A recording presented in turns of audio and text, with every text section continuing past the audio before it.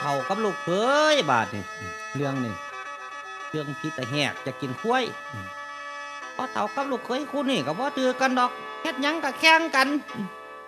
เฮือนเดียวนี่มีข้วย2คอกลูกเขยก็ใกล้สิออกเฮือนออกซ่านแล้วล่ะบ่ใครกินเส้นกับพ่อเฒ่าปานใดเลี้ยงข้วยไว้กับแพ้ได้ลูก2ลูก3แล้วข้วยลูกเขยข้วยพ่อเฒ่าบ่ทันได้จักโตอู้นึกว่าอุกอักแท้เนาะข้วยนี่เนาะบ่ดิขายแม่มันถิ่มซะบ่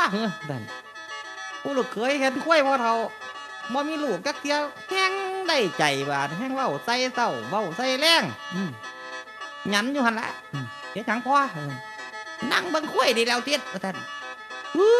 ข้วยบ่เป็นทัดแตกลูกเขยก็เดยได้ที่ก็ยำโลดเด้ผู้พ่อเฒ่าก็บ่ปากดอกข้วยบ่เป็นซาดข้วยบ่มีซาดบ่มีตระกูลตัวจ้อยๆได้น้อยเขามาตัวขายให้ก็ซื้อก็แม่นคนก็แม่นเบิดประจำเดือนแล้วหาทีมรวดซื้อน้ำลูกขุ่นเบิ่งหยังตัวตึงๆ3ปีได้3ตัวเบิ่งหยังกำลังออกอีกลูกเขยคุยว่าเก่งสักคุยเบิ่ง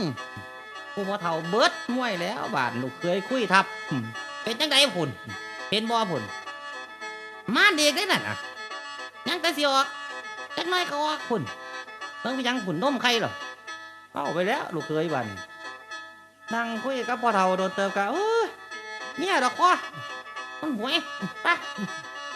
ย่างไปใกล้ๆคุยกับจาดเฮ้ยอีบ่คุณคุยบ่ดีตัวดิลูกเคยพ่อเฒ่าเกียบแล้วบาดนี่มึงเด้อลูกเคยนี่หาวิธีกันแกล้งลูกเคยแล้วบาดหอดย่ำลงหน้า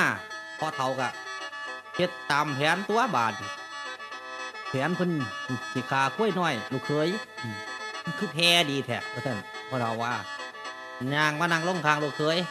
โอ้เมื่อคืนนี่ฝันไว้ทิศห่วยผู้ใดก็ฝันเปลี่ยนตัวพอฝันว่าพิษใจแค่อยากกินข้วยห่วยเพิ่นบ่กินไก่คือเก่าดิปีนี้เพิ่นจะกินข้วยว่าท่านเพื่อนลูกเคยว่าอยากกินข้วยหน่อย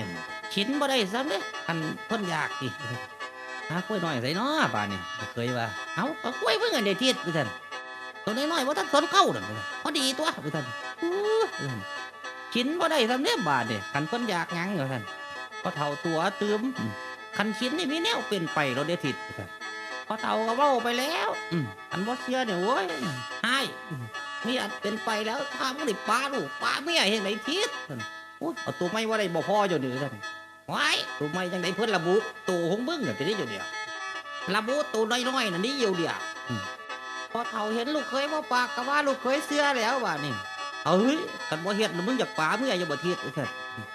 บ่อยากป๋าแล้วลูกเคยว่านั่นแหละซั่นสาข้อยน้อยซั่นโอ้ลูกเคยหนีบ่ม่อมก้มบ่เวียดก็คาๆๆต้อนรับวะซั่น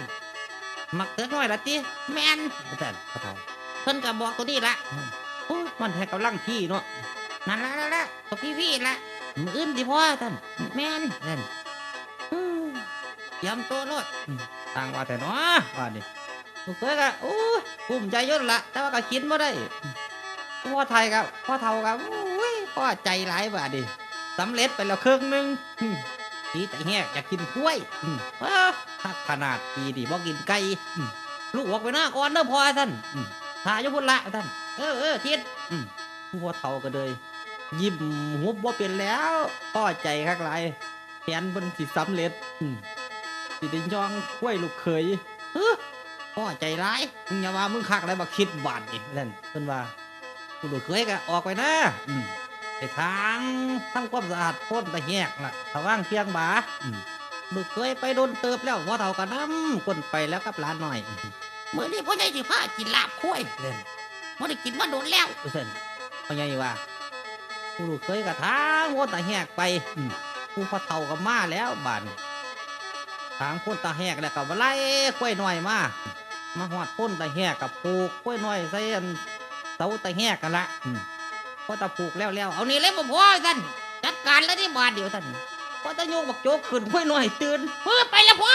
ไปแล้วพูดท่านว้ายท่านโอ้ยหาเว้ยข้วยน้อยลากตูตะแหกแล่นขวมลงว้ายไปแล้วพ่อท่านตาสีแมวเว้ยท่าน จูบตะเฮียเข็นตะแก่แต่แลดมาเนี่ยเว้ยเฮ็ดจังได๋ล่ะพ่อบาดนี่ซั่นบ่มีตะเฮียก็บ่ต้องหาตัวซั่นมาเฮียหำซั่นบาดนี่มึงจะจื้อบาดเดียไก่บ่อยากคุยมุนไอ้แยะบ่ขางแม่งทิ่มกันน่ะโพดนี่